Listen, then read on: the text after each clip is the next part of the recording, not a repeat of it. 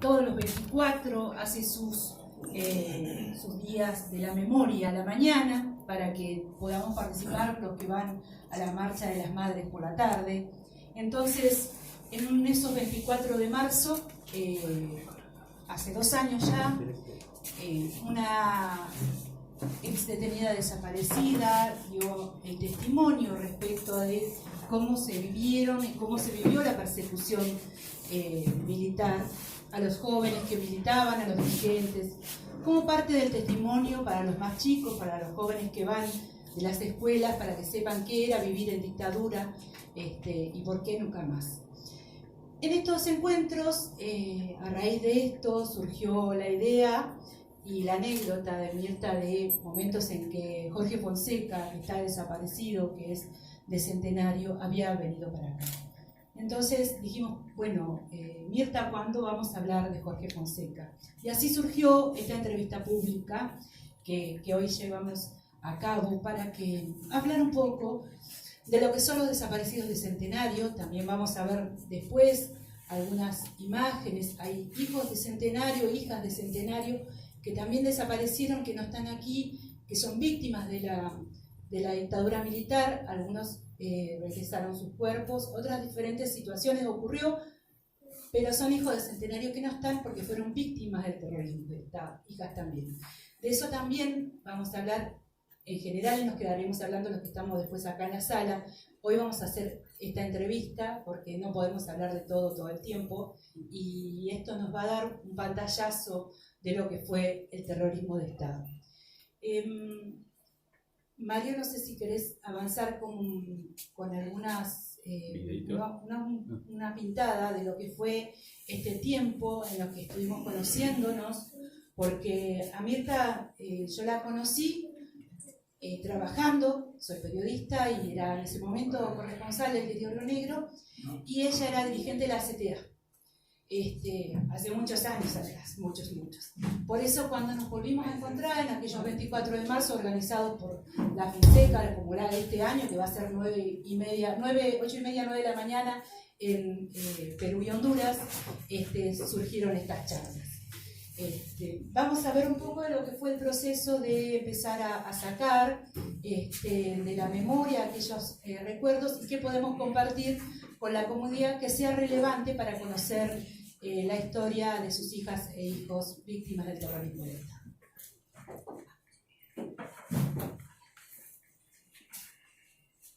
Esto fue posible por Mirta, también por Fermina, que lo conoció de joven y participó con él en muchas partes, y por Mario, que entre todos colaboramos para que se pudiera ir desarrollando estos breves instantes de media hora que vamos a compartir con este testimonio.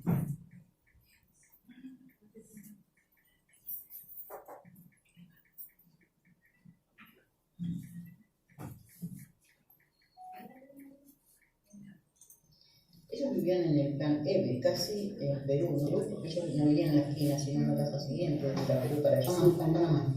Sobre la Panamá, la segunda casa desde la Perú para allá. Ahí vivían sus papás. Yo lo conocí en la escuela. Iba a la escuela del CETEN-1, que funcionaba donde ahora es el C29, el CEMOE. Él iba un año antes que yo. Y nosotros éramos muy competentes, siempre fuimos el curso en segundo año y ellos iban en tercero, ahí empezamos, además había relación ahí de parejas, de un curso al otro, así que éramos recontra compinches. Y después con la militancia, porque Jorge, bueno, yo cuando tenía el centro de alfabetización, Jorge iba, algunas veces presenciaba clases con otra gente. Yo tenía 18 por ahí. Por ejemplo, cuando se abrió el centro de alfabetización en donde estaba el hangar de los aviones, ahí había un espacio, era un galpón gigante, y se abrió un centro de alfabetización que estaba a mi cargo. Y y la verdad que era de noche, ¿viste? Jorge muchas veces me acompañaba, yo vivía en la calle San Juan Bosco. Bueno, esto era para dar un pantallazo de cómo ha sido estos días de trabajo, de encuentro, hasta que empezamos a soltarnos un poquito y hablar un poco más así. Tengo que acercar el micrófono, Mirta, así que un poco más suelto de lo que fueron aquellos tiempos, porque fueron muy dolorosos, y entonces traen recuerdos que por ahí cortan la palabra. Pero no por eso significa que no esté bueno empezar a contar. Entonces, Mirta, ¿cómo fue y en qué circunstancias conocías o conociste a Jorge Fonseca allá de los 18, 20 años? Mira, Jorge es un año menor que yo, así es que nos conocemos militando en realidad. Cuando Fermina, no sé si Monona, Córdoba, alfabetizaban en Villa Obrera, nosotros éramos todo un grupo de la Juventud Peronista de aquel entonces, íbamos con pico y pala y hacíamos instalación de agua en las casas, o sea, poníamos una manguera en la calle en Villa Obrera. Eso es lo que hacíamos. Allí lo conocí a Jorge y en la unidad básica, obviamente militando. Bueno, hasta que él se fue a La Plata a estudiar, allí con otras compañeras, todos los meses les comprábamos mercadería en una cooperativa que había frente a lo que era Santito, allá abajo, y le mandábamos mercadería siempre, pues sabíamos que él trabajaba y estudiaba. Así es que, bueno, cuando me quedé embarazada de mi hija, él enseguida habló con mi marido y le pidió ser el padrino de Vanina. Entonces, bueno, él estuvo yendo y viniendo hasta tanto Vanina cumplió los 3 años. Ese fue el último año, en el 77. Bueno, nosotros nos enteramos cuando pasó lo de La Plata, que allanaron su departamento. Para que no vayamos tan rápido, contame cómo fue esta ida, cuando ustedes hablan con Jorge, cómo fue esta ida a estudiar abogacía y cómo estudiando en abogacía, porque él estuvo casi 3 años, cómo fueron estas idas y venidas desde Buenos Aires hasta Centenario, porque esto fue en el 73 que se fue para allá Jorge Fonseca. ¿Cómo fue del 73 al 76, que es el golpe de Estado, esta convivencia de amigos que van y vuelven a estudiar? Bueno, él cuando se fue a La Plata, pues ya te cuento esto, de que le mandábamos mercadería con otras compañeras, y él trabajaba en un taller de chapa y pintura a mediodía, y mediodía estaba en la facultad. Así es que cuando venía para las vacaciones, generalmente no era que podía venir muy seguido, venía a casa, siempre nos juntábamos, seguíamos en la militancia menos que antes, porque era poco el tiempo que él estaba acá, ¿no? Pero, bueno, bautizamos a mi hija, tenía 8 meses, en un enero que él vino, la bautizamos, y de allí esa foto del día del bautismo de Vanina. ¿Cómo supieron ustedes del allanamiento? Ya en el 76 había sido el golpe de Estado, ya tenía 3 años Jorge de estudiar en La Plata y trabajar. ¿Cómo supieron del allanamiento y bueno, cómo lo tomó y cómo supieron después del allanamiento de Jorge? Contanos. Bueno, él nos llamó, nos escribió una carta, no nos llamó, si no había teléfono en ese entonces, todavía los celulares no existían. Nos mandó una carta contándonos que habían allanado el lugar donde él vivía con otros compañeros, un montón de estudiantes. Él estaba trabajando en el taller cuando allanaron, se llevaron sus documentos y se llevaron a los compañeros. O sea, otros compañeros fueron a avisarle que no vuelva al departamento porque se habían llevado a todos los demás. Entonces, de alguna manera hicieron para llevárselo a Mendoza. De allí él nos escribía diciendo que estaba en Mendoza por esta situación. Y bueno, hizo varias actividades en Mendoza. Primero llegó vendía los tecitos de estos, cachamay, los del burrito. Y bueno, de último fue corredor de vinos después. Cuando él llega de Mendoza, en este tiempo después del allanamiento, ¿en qué momento regresa y cómo? ¿Y qué pasó en ese enero de 77 que aparece por la casa de ustedes? Claro, Jorge dentro de su organización, lo que él hacía dentro de la organización era salvar a los compañeros que estaban perseguidos, llevarlos de un lado para el otro para que no fueran chupados, y él en ese año llegó con 2 chicas al Centenario, una con un bebé en brazo y la otra fue Elsie Negrita, que le decíamos nosotros. Él sí fue a casa, él se quedó una noche con la chica que tenía el bebé, que era Susana, y hoy está en Suecia, desde allá nos está mirando. Gracias a Jorge que la pudo sacar a Brasil, ella pudo irse con su bebé. Hay anécdotas que ella nos contaba, ¿no? Porque vino este año y nos contaba algunas anécdotas, por ejemplo, cuando estaba yéndose a Brasil, los paró el ejército y le pidió documento. Ella no tenía el documento de su bebé, le pidió documento y el bebé dormía, entonces ella lo despertó, lo hizo llorar, y el militar que le pidió el documento a ella lo miró, qué sé yo, le devolvió el documento y le dijo, ¿y él? Por el bebé. Y ella le dijo, él llora, y zafó, no le pidió documento del bebé. O sea, allí fue que pudo salir a Brasil y de allí a Suecia, y ella crió a su bebé allá y está allá. Estuvo en Centenario, conoció la biblioteca, pero vive en Suecia. Pero estamos hablando casi de los tiempos actuales. Cuando Jorge Fonseca se presentó en tu casa en enero del 77, me contabas con la excusa de venir a buscar su documento, cosa que no era verdad, era una excusa para el público. En realidad, cuando Jorge Fonseca venía de Mendoza, venía escondido, por lo tanto no venía a buscar ningún documento, sino que venía con estas 2 mujeres. Una es Susana de Miguel, y la otra, la señora Elsie, o la niña Elsie, que es la que quedó en tu casa. Volvamos a ese momento. Esto es medio complicado, les cuento al resto, porque a veces la gente que vivió ese momento nos habla como va y viene en el tiempo, como si nosotros hubiéramos estado ahí. Muchos de nosotros éramos mucho más chicos, entonces disculpen la intervención, pero de esto se trató, hablar un poquito antes, así vamos haciendo el relato. En enero del 77, cuando aparece Jorge Fonseca con las 2 mujeres y el bebé, con Susana de San Martín y su bebé, y con Elsie, ¿qué fue lo que pasó? ¿Qué fue lo que pasó en tu casa? Nos contaste recién lo que supiste de Susana de San Martín, de cómo fue su periplo, en su caso, con su bebé. En el caso de la otra persona, ¿qué pasó?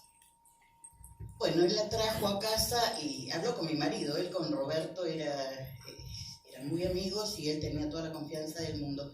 Entonces lo llamó a él afuera, hablaron, porque siempre se hablaba bastante en clave. Él sí era Negrita, yo supe que se llamaba Elsa porque un día lo escuché a él decir él sí. Pero bueno, le pidió si podía dejarla a la chica, que estuviera con nosotros, o sea, desde allí crear toda una historia para mi familia. Decirles que era una chica que yo tomé para que cuidara a Vanina, pues yo trabajaba en los galpones. Y bueno, esta chica estuvo con nosotros varios meses, hasta fines de septiembre, primeros días de octubre. Se había encariñado muchísimo con nosotros y con María y Vanina, sobre todo con ella. Y ¿Vanina qué tiempo tenía? Y Vanina cumplió los 3 años ese año. Sí, ese año cumplió los 3 años, Jorge vino. El 13 de junio es el cumpleaños de Vanina, Jorge vino el cumpleaños de ella. Pero para esto sí, él venía como que estaba renovando su documento porque lo había perdido en La Plata. Venía distinto, se había dejado bigote. Estábamos acostumbrados a verlo de alpargatitas y sin pintillos de pintura. Venía con ropa de vestir y de bigote, con un maletín. Entonces estaba muy distinto. Pero bueno, estas cosas... Él sí, o Negra, estuvo en casa todos esos meses y esa temporada de cosecha. Ella se sentía mal porque veía que nosotros estábamos haciendo la casa, que por ahí no sobraban cosas. Entonces quería trabajar, cosa que a mí me daba miedo, que con ese documento fuese a buscar trabajo, ¿no? Contamos que vos hablás hoy de Elsie Becerra, pero cuando ella estuvo en tu casa tenía un documento con otro nombre y con ese nombre fue a trabajar a Cobesa, que era el galpón donde trabajaba mi marido, y ella en ese documento se llamaba Ávila Rosa Irma Ávila. Sí, así se llamaba ella. Y bueno, consiguió trabajo y trabajó la temporada. Ella estaba chocha, yo tenía terror de que saliera, pero bueno, estuvo, y ya te digo, hasta en junio fue el cumpleaños de Vanina, lo festejamos, vino Jorge. hicimos la torta, qué sé yo. ¿Venía mucho tiempo, Jorge? Hasta que se fueron ellos dos. ¿Cuánto tiempo? Y Jorge venía cada 3 meses, más o menos, sí. ¿Y hablaban entre ellos? Hablaban entre ellos, sí. Ellos se iban a un lugar, charlaban solo, que un día yo, ahí escuché que le dijo él sí, entonces... Supe que era Rosa. Claro, que no era ese su nombre. Ellos conversaban y bueno, después él le comentaba a mi marido si se iba, si cuándo volvía, cuándo la iba a venir a buscar, esas cosas, ¿no? ¿Cuánto tiempo estuvo él en tu casa? Estuvo desde enero, primeros días de enero, hasta fines de septiembre, primeros días de octubre. Y en ese tiempo que Jorge iba y venía, se comunicaba qué le pudo decir ella a ustedes cuando entró en confianza. A mí me contaba que sus papás eran docentes en Mendoza, que su papá era director de una escuela rural, que a su hermano lo habían chupado, que lo habían podido recuperar por esto de los contactos que tenían los padres, pero que estaba con las piernas fracturadas, muy torturado, muy mal de la cabeza, no sé yo, y ella estaba también bastante asustada en esto. Tenía otras hermanas, pero ella era la más perseguida, no sé si las demás no militaban o qué, pero ella y su hermano fueron los que más la pasaron mal, digamos. Era de Mendoza. Ella era de Mendoza, sí. Y de ahí venía Jorge. Claro, Jorge venía desde allá, sí. Bueno, contame qué pasó, en qué momento... Bueno, cuando él llegó un día, llegó a buscarla y bueno, no podíamos creer lo que se fuera, qué sé yo, estaba todo. Fuimos a acompañarlos a Neuquén, se fueron en tren, obviamente, nos fuimos todos en colectivo hasta Neuquén, la dejamos en la estación y se fueron.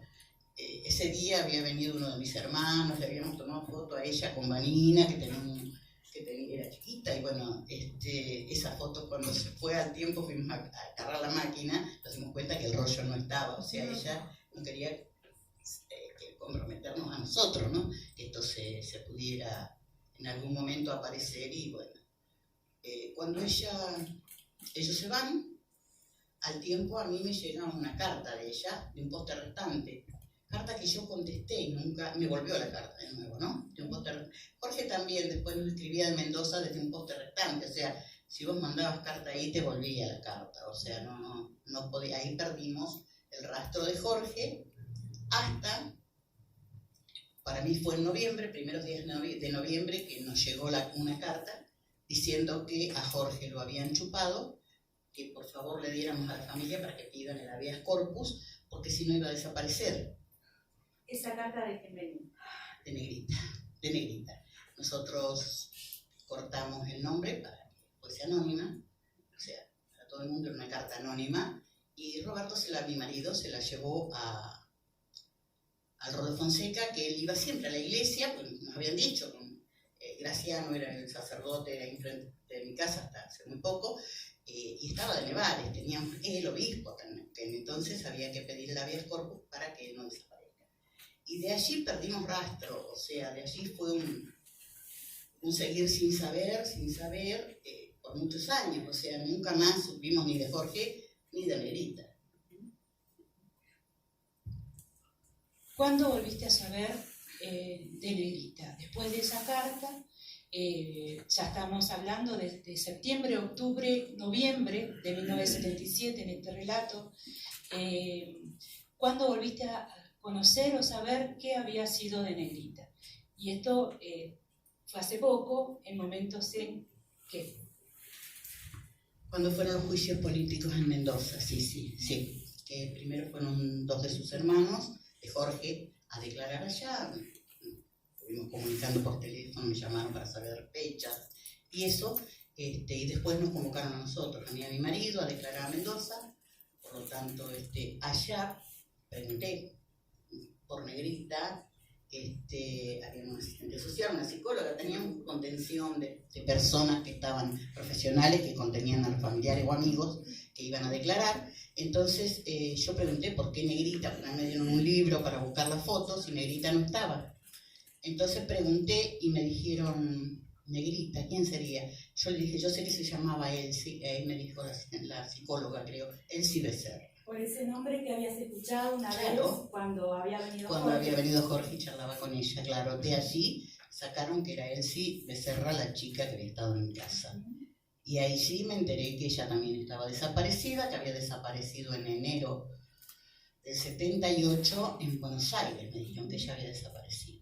Así que luego, bueno, Vanina tuvo contacto con esta chica Susana, con familiares de Elsie, y desde allí tenemos otra historia más completa de ellos, ¿no? Pero, bueno. Hay otra característica de Elsie que vos diste y que permitió encontrar el nombre de la persona que había vivido en tu casa con la persona desaparecida que figuraba en los juicios. Ella llegó, le faltaban los 2 dientes de adelante, de arriba, y se los habían roto golpeándola cuando estuvo detenida, ¿no? Cuando un tiempo desaparecida. Que había sido las torturas antes de estar en mi casa, sí. Así que con ese dato y con el nombre Elsie que había escuchado, allí determinaron que era ella, sí. Así que bueno, esto... ¿Te mostraron fotos? No. ¿En ese momento? No tenían fotos tampoco de ella en el libro de los desaparecidos de aquel momento, no. Estamos hablando entonces de la reconstrucción que se hace en los juicios casi 30 o 40 años después. Esto fue en Mendoza. Se hizo el juicio en Mendoza porque Jorge Fonseca fue secuestrado en un operativo en Mendoza y por eso salía de allá y por eso llaman a quien hubiera conocido o sabido algo para reconstruir las cosas desde aquello, y por eso no conocemos ni conocimos, como en el caso de acá de Neuquén Capital, el caso de Jorge Fonseca ventilado en los juicios de Neuquén, porque era de Neuquén, estudiaba en La Plata, militó, pero el lugar donde se produjo el delito, el secuestro, la desaparición forzada, la tortura fue en Mendoza y por eso se juzgó ahí. Nosotros nos comunicamos con gente que trabaja en el colectivo Juicios Mendoza y vamos a escuchar o a redondear esta parte del testimonio que le agradecemos a Mirta que dio. Pero antes, para terminar la entrevista con Mirta, si la liberamos también, es para que cierre un poquito esto, de cuando una frase que le escuché tanto a Mirta como a Fermina, de por qué Jorge se fue a estudiar abogacía. Él decía que nos hacía falta abogados, porque para los compañeros, para defender a los compañeros que eran perseguidos, que eran... Por eso. No era para poner un estudio. No, él quería defender a los compañeros que tuvieran problemas con el ejército en aquel momento. Y bueno, es esto. Yo en algún momento, estando en Neuquén, en las marchas, qué sé yo, que hacíamos, el gremio, ¿no? Un día me encontré a Nerea Montes y tuve la posibilidad de hablar con ella. Allí le pregunté por qué en los juicios de Neuquén Jorge no estaba. Entonces le di una foto de Jorge también, y ella me dijo que iba a averiguar en Mendoza, porque él está como vivía en Mendoza. Nerea Montes me llevó una foto de Jorge a Mendoza, que no estaba en el libro tampoco, ¿no? Cuando yo fui a declarar, pero bueno, es esa foto, es la única que tengo. Muchas gracias. Y vamos con el final de lo que es esta nota, nos vamos las dos. Continúa el cierre. Esto ha sido una entrevista pública. Es una entrevista que habitualmente tenemos los periodistas con nuestra entrevistada y ustedes han tenido el gusto de participar. Habitualmente es así. Generalmente es más trabada cuando es algo más, pero por eso nos reunimos antes, para que sea más mejor para la comprensión y para la lectura. Vamos a ver esta última parte que nos explica cuál fue el derrotero judicial de la causa Jorge Fonseca en Mendoza. Nos va a hablar Sofía D'Andrea, una ex detenida desaparecida que trabaja junto a Pablo Yonto por la difusión de lo que pasa en los juicios, que hoy va por el 9º juicio ya Mendoza, así como acá en Neuquén llevamos por el 6º, para el 7º, en Mendoza llevan por el 9º. Y qué importante es en aquellos momentos para todos, porque no todo el mundo sabe todo. Siempre hay un testigo que aporta una parte, que aporta la otra. Esto lo vivimos acá está Nati, con el caso de cuando se ventiló el caso de su hermano, que una cosa es lo que sabía ella, otra cosa era lo que sabían los amigos del trabajo, otra cosa sabían la gente que lo vio cuando lo secuestraban. Y entonces lo importante que es en estos juicios, para la justicia condenar, por supuesto, pero para la comunidad saber qué difícil y qué intrincado era el trama de la persecución de las víctimas de la dictadura. Y los dejo con Sofía D'Andrea. Me cruzo y después... Claro.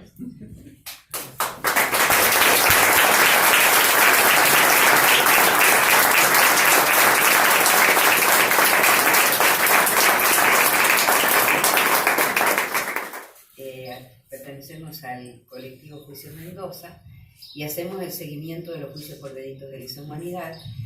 Y en el 2011 se trató, en mi primer juicio, se trató el caso de Jorge Fonseca. Estaba acusado un militar de ejército que pertenecía a inteligencia, y ahí quedó medio difuso su caso, te lo comento. Primero porque en realidad no había certeza del lugar a donde había sido secuestrado.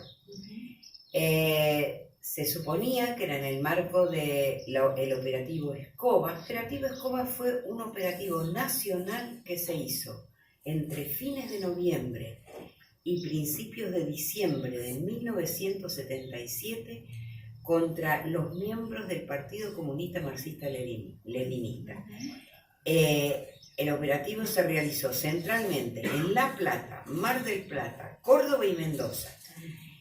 Y lo cierto es que lo que se pudo saber ahí es que él había estado trabajando para una bodega como corredor, que se había refugiado ahí, pero que evidentemente hacía como de apoyo para conseguir ir salvando a sus compañeros. Es decir, él se ocupaba de la seguridad, pareciera, de los compañeros que iban partiendo de un lado porque eran perseguidos, allanaban sus casas, Entonces él solía acompañar a estos compañeros y facilitar el refugio en alguna casa de amigos, compañeros.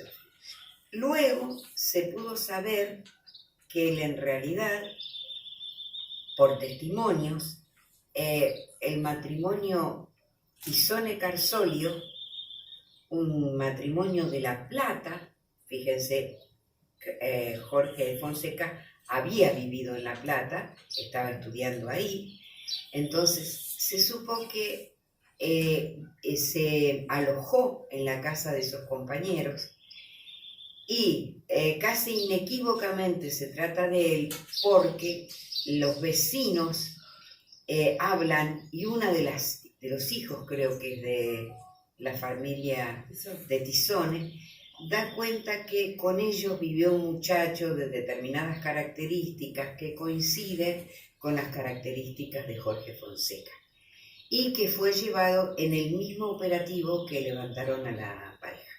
Pero llegaron así, una patota, y secuestró a Carsolio y a su esposa en el mismo acto. Ajá. Y lo más probable, porque aparentemente los llevan a ellos dos primero, lo más probable, como venían operando en Mendoza y en el país, es que hayan dejado una consigna esperando que llegara esa tercera persona que seguramente ya tenían prevista y observada como habitante de ese lugar.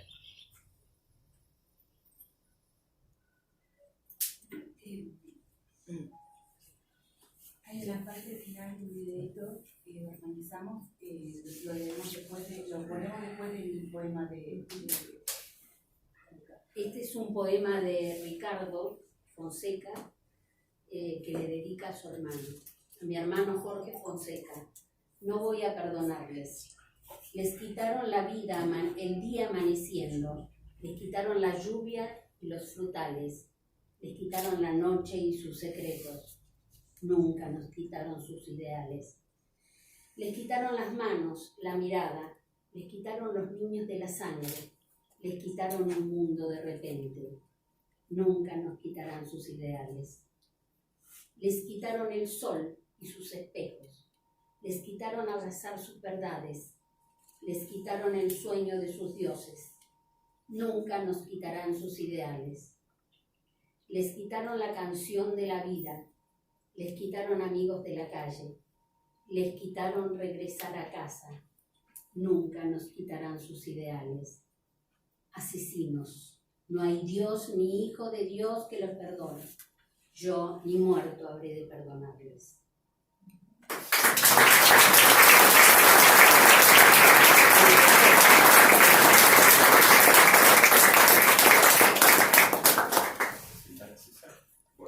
César. ¿El videito? Serás tú. No, perfecto. Quede. Yo, es una poesía de Ricardo Fonseca, Canción, que tuve la suerte de musicalizar y grabar en mi disco Memorias.